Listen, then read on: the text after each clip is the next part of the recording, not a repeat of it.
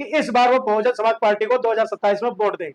Sir मैं कह रहा हूँ कि टकराव इसलिए होगा कि अगर बाद में आपसी समझौता नहीं होता तो जहां पर बहुजन समाज पार्टी उम्मीदवार खड़ा होगा वहां चंद्रशेखर भी अपनी पार्टी का उम्मीदवार खड़ा करेंगे तो वोट तो बढ़ जाएगा ना। समाज तो जो वोटर है एक ही है, तो कैसे इस जो कामियां खाई है कैसे पाटोगे? इस बार जो हमारे युवा लोग हैं, जो समाज के लोग हैं, जो हमने पीछे गलती करी है, जिस प्रकार से हम कैडर नहीं लगा रहे थे, युवाओं के बीच में नहीं जा रहे थे, बड़े बूढ़ों के बीच में नहीं जा रहे थे, उस गलती को हमने सुधारने का काम कर दिया है। और जो गुमराह हो रहे थे उन लोगों को हमने समझाने का काम किया और हमने समझाया कि भीम आर्मी एक आंदोलन था, भीम आर्मी एक आंदोलन था जिसमें हम लोग शामिल होते थे। एक बहुत अच्छी बात थी भीम आर्मी की कि कहीं पे भी कोई अत्याचार होता, कोई बात होती थी तो भीम आर्मी वहां पर पहुंच जाती थी। लेकिन जब भीम आर्मी ने एक पार्टी बनाने का निर्णय किया तो ये गलत निर्णय हुआ। ये हम लोगों को समझाने के काम कर रहे हैं। जय भीम, मैं मेवालाल और आप देख रहे हैं बहुजन समय। साथियों, इस समय पूरे देश में एक मुद्दा बना हुआ है कि बहन जी 2027 में पुनः आ रही हैं। मनवादियों के जो मन में है डर पैदा हो रहा है कि आखिर बहुजन समाज पार्टी है तो उनका खटिया खड़ी हो जाएगी। और बीच में ऐसे बहुत सारे आपको वीडियो आ रहे हैं कि बहन जी तो डर गई है, निकलने वाली नहीं है। बहन जी की कमजोरी है कि जो आकाश आनंद को पूरा जिम्मेदारी दे दिया है और जो पुराने पदाधिकारी को उनको वापस ले अपने पार्टी में ले रही है। तो इसी सब मुद्दे के बारे में हमारे बहुजन समाज पार्टी के कार्यकर्ता श्रवण कुमार जी है, इनसे समझूंगा कि आखिर बहुजन समाज पार्टी को कैसे आप 2027 में लाएंगे। सर सबसे पहले आपको जय भीम। जय भीम।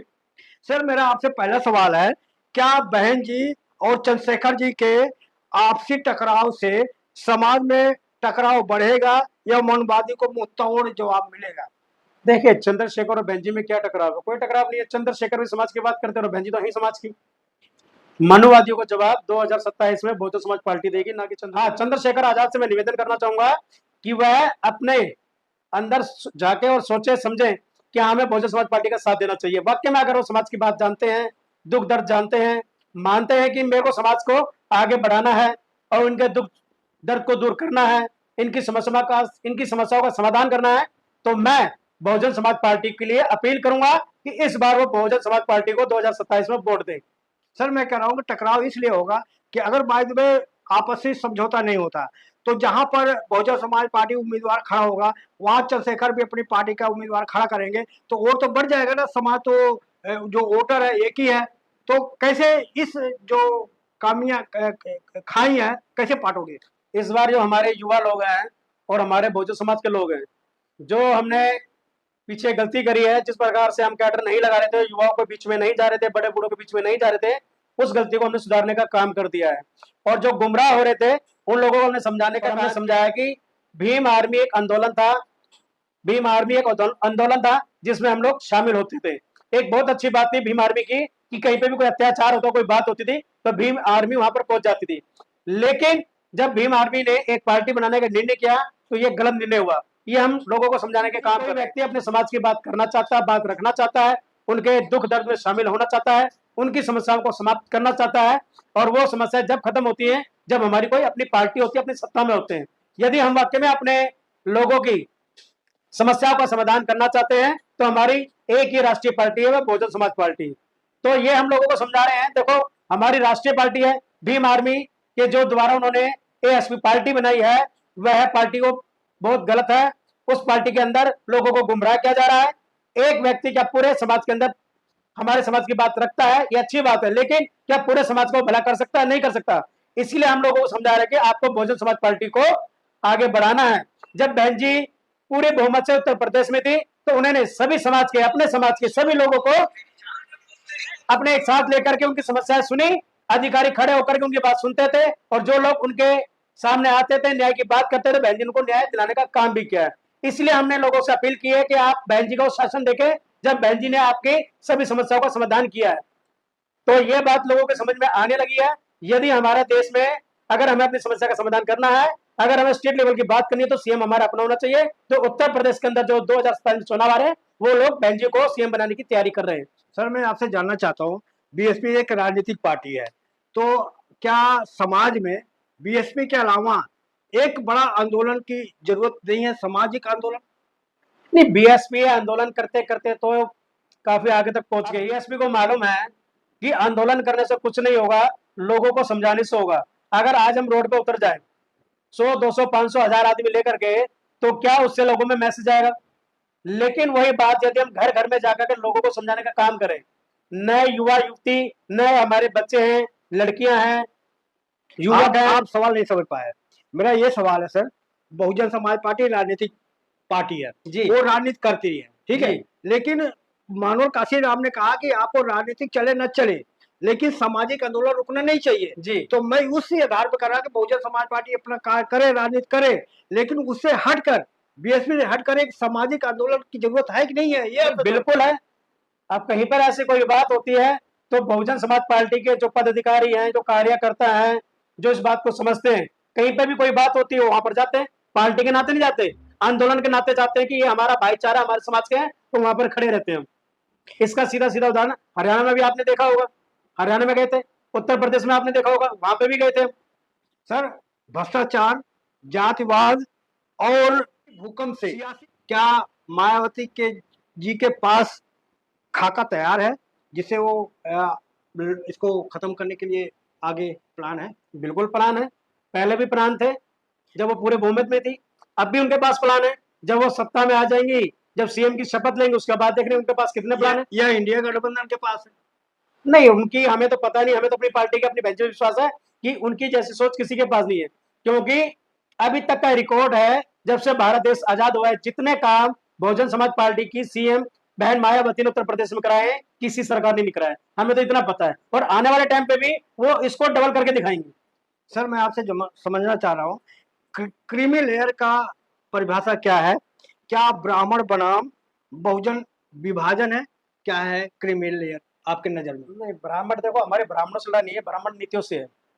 क्रिमिनल तो हमारी अपनी अलग है, हमने कभी ब्राह्मण को कुछ नहीं बोला है। हमारे हमें मैं क्रिमिनल का परिभाषा पूछ रहा हूँ। आप बताइए, आपको क्या लगती है क्रिमिनल की भाषा? मेरे को समझाए, फिर मैं आपको समझाता हूँ। क्रिमिनल लेयर मतलब है, अब आपको, आप इतने पद पे आगे, अब लेना नहीं है, अब जो नहीं मिला उनको मिलना चाहिए। अब आपको जरूरत नहीं है, आप श्रेष्ठ हो गए, आप दबंग हो गए, अब दलित नहीं रह गए, अब जो नहीं मिला उनको मिलना चाहिए। क्रिमिनल लेयर का सीधे से ये है। नहीं तो ये तो चलता ही आ रहा है ना। अब जैसे मैं हूँ, मैं सक्षम हूँ तो मैं मांगते नहीं चीजें। हाँ। अब मेरा बच्चा पढ़ लिख के अगर कहीं बढ़ जाता है तो ये थोड़ी कहता है हाँ। कि मैं आरक्षण से आया हूँ या मुझे ये चीज दे दो। आज हमारे बच्चे इतने क्रिमिनल ले चुके हैं कि हाँ भाई, अपनी अपनी समझ बूझ से आगे बढ़ रहे हैं, किसी उससे नहीं बढ़ रहे। वो दूसरे का अधिकार भी जानते हैं और अपना भी जानते हैं। मैं कह रहा हूँ कि बहन जी इतना, जैसे मान लीजिए मुख्यमंत्री हो गए 4-4 बार, अब क्या इनके जो पीढ़ी होंगे तो क्या रिजर्व सीट से चुनाव नहीं लड़ेंगे? नहीं, ऐसा हो भी सकता है, नहीं भी हो सकता। नहीं, क्यों? आप जब कोई संपन्न हो गए तो क्यों लड़ोगे भाई? हाँ, तो नहीं लड़ते। अब जैसे कि मैं आपको दोनों चीजें बता देता हूँ। हाँ। भारत देश के अंदर कई ऐसी आरक्षित सीटें हैं जहां पर ऐसी सीटें कहा जाता है, वहां पर हमारे लोग चुनाव लड़ते हैं। और कहीं पर ऐसी होती है जो बिना आरक्षित के होती है, मनुवादी, जिसको कहते हैं कि जनरल सीट पे हमारे ऐसी लोग लड़ते हैं। अगर ऐसी लोग उस जगह पर लड़ते हैं तो वो इसलिए तो लड़ते हैं ना कि क्रिमिनल हो गए हैं, कि हाँ भाई उनको ऐसी कोई वो नहीं है, कहीं से भी चुनाव लड़ा लो, हम सक्षम है। क्रिमिनल नहीं कर रहा हूँ, क्रिमिनल। क्रिमिनल आपसे जानना चाहता हूँ मैं, अभी शायद आपको समझा नहीं पर आप समझ नहीं पा रहा हूँ कि कहा जा रहा है कि जो क्रिमिनल है, क्रिमिनल बांटने का एक नया फार्मूला है, तो वही करो कि जो एक ब्राह्मण समाज, बहुजन समाज, तो क्या ब्राह्मण समाज तो बटा तो नजर नहीं है, तो बहुजन समाज को तोड़ने के लिए तो ये नहीं क्रिमिनल को लाया जा रहा है? नहीं, देखिए, अब आप जैसे क्रिमिनल की बात करिए, हाँ भाई हमारे लोग इतने सक्षम हो गए हैं राजनीति के अंदर, राजनीतिक शिक्षा में, और जहाँ आरक्षण मिलता है। अगर ऐसा होता है कि बहन जी सोचती है, हम लोग सोचे कि नहीं भाई ये तो हमारी सीट है, यहाँ पर हम ही चुनाव लड़ेंगे, हमारे लोग लड़ेंगे, लेकिन ऐसा ना करके बहन जी ने सब समाज को दिलाया ना टिकट, सबको टिकट दिलाया, सबको चुनाव लड़वाया, और आने वाले टाइम पे भी बहन जी वही करेंगी। तो हम कैसे ये कहते हैं कि हाँ भाई बहन जी या हम लोग ऐसे सक्षम नहीं हुए कि हाँ भाई ऐसे हम चुनाव नहीं लड़ सकते, सर हम चुनाव नहीं लड़वा सकते? जी, मैं आपसे जानना चाह रहा हूँ कि क्या ग्रामीण अंचल में जमीनी स्तर पे जी पीडीए का कुछ प्रभाव पड़ेगा या केवल दिखावा है? देखिए, प्रभाव क्या पड़ेगा नहीं पड़ेगा ये तो पता नहीं, लेकिन ग्रामीण क्षेत्र में मैं ये कहना चाहूंगा, चाहे पीडीए हो चाहे इंडिया हो, कोई सा भी गठबंधन हो, बहुजन समाज पार्टी के आगे सब ध्वस्त हो जाएंगे। किसी से गठबंधन करेंगे या अकेले चुनाव लड़ेंगे? देखो ये तो बहन जी की समझ है, हम्म, उनकी समझ से हम सब पीछे हैं। हम्म, हमारे को यही नहीं पता लगता कि बहन जी कब क्या निर्णय लेती हैं, हम्म, कि बहन जी को लोग कहते हैं वो इतनी तेज तरार दिमाग के हैं कि कंप्यूटर से भी ज्यादा तेज उनका दिमाग है। वो सामने जो राजनीति कर रहे होते हैं, जो भी पार्टी होती है, वो सबको जानते हैं कौन क्या कैसा है। वो अपनी राजनीति के पत्ते हमेशा आखिरी में खोलती है और वो वही करेंगी। क्या आप बहन जी से डर के रहते हैं? आप अपनी बात रख पाते हैं? अगर मैं बहन जी से डर कर रहता तो बहन जी का नाम इतनी बार नहीं लेता, बहन जी के बारे में इतना नहीं बोलता।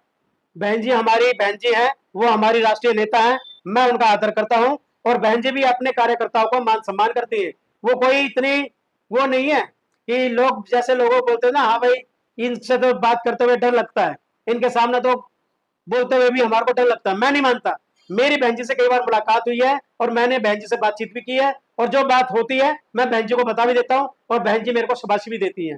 हर कार्यकर्ता जो पार्टी का वजूद आगे बढ़ाना चाहता है, वजूद मजबूत करना चाहता है, पार्टी किस ग्राफ पे गिर रही है और किस ग्राफ से उठ सकती है, कैसे हो सकती है, बहन जी हर कार्यकर्ता की बात सुनती है और उस पर वो निर्णय भी लेती है। मैं नहीं मानता कि बहन जी से डर के कोई कार्यकर्ता काम करता होगा। दूसरे शब्दों में कहा जाए, बहन जी डरा के रखती हैं? नहीं नहीं नहीं, मैं कैसे कहता हूँ डरा के रखते? मेरे को इतने साल हो गए, आज तक बहन जी ने कभी मेरे को गलत नहीं बोला, तू तलाक नहीं करी, हमेशा प्यार से बात हुई है, कभी भी मुलाकात हुई उनसे, जब भी करने का मुझे मौका मिला है, उनके दर्शन हुए, उनको सुनने का मौका मिला है, कभी उन्होंने किसी को गलत नहीं बोला, ना मुझे ना हमारे किसी साथी को, ना अभी तक मैंने ऐसा सुना है। चलो, जाते जाते मैं एक थोड़ा सा बीएसपी से हट के पूछ रहा हूँ, क्या SC/ST एक्ट को मिस यूज किया जाता है? नहीं, SC/ST एक मिस यूज कुछ लोग कर सकते हैं, लेकिन वो जब भी करते हैं जब हद पार हो जाए। अगर कोई किसी को कोई, मैं एक छोटी सी बात आपने हटके ली है, तो मैं एक जानवरों पे ले लेता हूँ या फिर पशु पक्षियों पे ले लेता हूँ। यदि हम रास्ते में चल रहे हैं और दो कुत्ते चल रहे हैं, वो कुत्ते हमारे पे जब भी भौंकेंगे, जब भी काटेंगे, जब उनको छेड़ेंगे। और मैंने एक बार देखा है कि मैं एक बार गाँव जा रहा था, तो मेरे को एक काला सांप जिसे बोलते हैं, नाग बोलते हैं, वो लहराता हुआ आ रहा था। तो जब मैंने उसको दूर से देखा तो मैं वहीं खड़ा हो गया और मैं बिल्कुल शांत खड़ा हो गया। मेरे साथ में एक दो साथी और थे, वो भी शांत। मैंने कहा हिलना मत, उसको छेड़ना मत। ना हमने उसको छेड़ा, ना हिला, ना डुले, वो भी शांत होकर के अपने रास्ते चला गया। कहने का मतलब है, जब तक हम किसी को छेड़ेंगे नहीं, वो हमारे को कुछ नहीं कहेगा। क्या अब भी जरूरत है SC/ST एक्ट का? अब तो दलित दबंग हो गए हैं। अब देखो ये कहना गलत है कि हाँ भी SC/ST दबंग हो गए। दबंग का मतलब जानते हैं आप? दबंग किसको कहते हैं? अब मैं कर रहा हूँ कि ठाकुरों को बारात रोक देना दबंग ही है। वो जो ये ठीक है जी। अगर कोई हमारे महापुरुषों के बारे में या किसी के बारे में रोकता है, कह नहीं सकते इतने ताकतवर, इतने मजबूत, इतने समझदार हो गए, ये कहना चाहेंगे कि हाँ भाई अगर कोई हमारे ऊपर एक थप्पड़ दिखाएगा तो दूसरा थप्पड़ हम भी दिखा सकते हैं, वो एक थप्पड़ हमें मारेगा तो एक हम भी मार सकते हैं। आज के टाइम पे हम इतने कमजोर नहीं है। और दबंग कहते हैं गुंडाई को, और हम गुंडागर्दी करने वाले नहीं है। हम बाबा साहब के वंशिश हैं, हम बाबा साहब की बात मानने वाले हैं। बाबा साहब ने इतना जुल्म सहा, लेकिन कभी दबंगे के साथ, लड़ाई झगड़े के साथ में कोई ऐसा कार्य नहीं किया जो हम कर रहेंगे। कब तक इस एक्ट को आप होते रहेंगे, आरक्षण को लेते रहेंगे? इसको तो खत्म कर देना चाहिए। बिल्कुल, मैं कहता हूँ, कई वीडियो में मेरे से लोग पूछते हैं, कई पत्रकार पूछते हैं भाई SC/ST एक्ट खत्म होना चाहिए, आरक्षण खत्म होना चाहिए। तो मैं उनको एक ही बात कहता हूँ, आरक्षण खत्म करो, सबसे पहले जाति खत्म करो। ना रहेगी जाति, ना रहेगा आरक्षण, और ना रहेगी जातिवादी कोई बात। इसका एक ही तरीका है कि केवल जाति को खत्म कर दिया जाए, एक की जाति मनुष्य की बना दी जाए। अगर जाति खत्म, आरक्षण खत्म, जाति मतभेद खत्म। क्या इस एक्ट को पुलिस भी निष्क्रिय करता है? करते हैं भाई, जिसके साथ बीतती है वो बताते हैं। आप कहीं से अनुमान है कि जैसे आप FIR दर्ज कर रहे हो, पुलिस घुमाएगी कि अभी हम पड़ताल करें, जांच पड़ताल करें, तब SC/ST एक्ट लगाएंगे? कहीं आपने सुना इस बात का? संविधान के अंदर पहले कि हाँ भाई SC/ST यदि एक्ट कोई लगाता है किसी के ऊपर, तो आईओ इंक्वायरी करने जरूर आता है। और ये भी सही भी है, गलत नहीं है कि आजकल ऐसा ना हो कि मैं SC हूँ और किसी से मेरी तू मैं किसी बात पे हो जाए, किसी बात पे तो मैं उसको धमका दूं, उस पर SC एक्ट लगा दूं, तो ये भी गलत है। SC एक्ट यदि कोई हमारे पे दुर्व्यवहार करता है, हमारे से बदतमीजी करता है, हमारी जाति को शब्दों से बोलता है, हमारे को अपमानित करता है गली मोहल्ले पड़ोस के अंदर, तो हमारे को उसके ऊपर SC एक्ट लगाना चाहिए। अगर आपस में कोई वाद विवाद तू मैं हो जाए, तो उसको हमें SC एक्ट के अंदर नहीं लेना चाहिए। ये भी कहना चाहूंगा सर, क्या आपका मानना है कि पढ़ा लिखा जो सवर्ण है दलित उत्पीड़न नहीं करता? कौन कह रहा है? पढ़ा लिखा तो ज्यादा करता है। अगर आज मेरे बच्चे पढ़ लिख गए हैं और कहीं पे इंटरव्यू देने जाता है, तो सवर्ण जाति का जो है वह इंटरव्यू लेने बैठा होता है। अभी मैंने आपसे थोड़ी देर पहले कहा था कि जाति खत्म कर दो, सारी समस्या का समाधान। लेकिन जब इंटरव्यू देने जाते हैं कॉलम होता है, कॉलम के अंदर लिखा होता है जाति, और जब हमारा फार्म उसके पास गया होता है तो SC ST OBC जनरल का कॉलम होता है, वो उसको भरा जाता है। जब उसके पास वो इंटरव्यू के लिए जाते हैं तो उसमें लिखा होता है कि किस कास्ट का है वो, तो वहीं से शुरू हो जाते हैं। वहीं से कई लोग ऐसे होते हैं हमारे लोगों को सिलेक्ट ही नहीं मैं करते। आपसे जानना चाहता हूँ, कई बार देखा गया है कि सवर्ण लोग है SC की बारात तो रोक देते हैं, तो क्या SC भी कभी सवर्ण बाबा ठाकुर का बारात रोका? बिल्कुल होगा। अभी उत्तर प्रदेश के अंदर नया नया चर्चा भी कुछ महीने पहले हुआ था। हाँ। उनकी कथा के लोग कलश लेके जा रहे थे, उन्होंने रोक दिया। नहीं, बारात की बात कर रहा हूँ। नहीं, बारात भी रोकी है कईयों ने। हाँ। और आने वाले टाइम पे हाँ। अगर हमारे बच्चों की कोई बारात रोकेगा तो हम भी अपने मोहल्ले गली मोहल्ले से उनकी बारात नहीं जाने देंगे। भाई जब आप हमारे को पसंद नहीं करते, हमारे रास्ते को पसंद नहीं करते, तो हम आपको क्यों जाने देंगे? आज के समय में वो मतभेद खत्म कर दो। SC ST OBC वालों को मैं कह रहा हूँ मतभेद खत्म कर दो, और जनरल वालों को कह रहा हूँ आप भी अपने मन से मतभेद खत्म कर दो। भाईचारा बढ़ाना है तो इस जातिवाद से बाहर निकलना होगा, जब भी भारत देश का विकास हो सकता है, अन्यथा कुछ नहीं हो सकता। सर मैं आप लास्ट सवाल, जैसे गांव देहात में पढ़ा लिखा समाज नहीं है, अगर वो एप्लीकेशन थाने में जाता है, SC ST एक्ट लगवाना चाहता है, तो एप्लीकेशन में ऐसा क्या शब्द लिखे जिससे SC ST लग जाए और ये पुलिस को ये दाव न मिले कि वो SC ST से न लगा सके? आज के टाइम पे यदि आपकी किसी से लड़ाई झगड़ा तू में होती है, कोई आपको जातिवाचक शब्द देता है, मेरे ख्याल से बच्चे से लेकर बूढ़े तक ये मोबाइल है। जब कोई ऐसी बात होती है, इसके अंदर रिकॉर्डिंग का एक फंक्शन है, उस रिकॉर्डिंग को आप शुरू कर दें। अंदर सामने वाला आपको चूड़ा चमार भंगी या कोई भी आपको जाति शब्द बोलता है तो इसके अंदर रिकॉर्ड हो जाएगा।